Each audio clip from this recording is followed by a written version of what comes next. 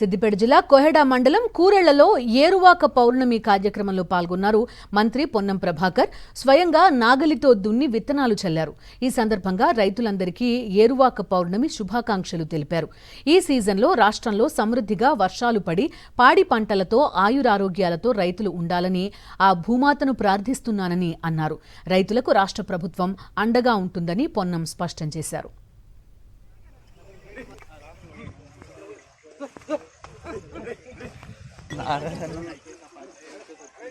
రోజు ఏరువాక పౌర్ణమి వ్యవసాయ ప్రారంభ దినం.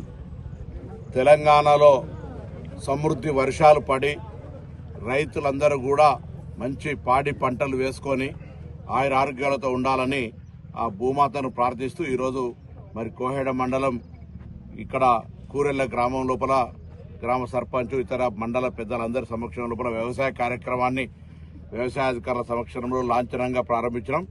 తెలంగాణ ప్రభుత్వం పక్షాన రైతులందరికీ శుభాకాంక్షలు.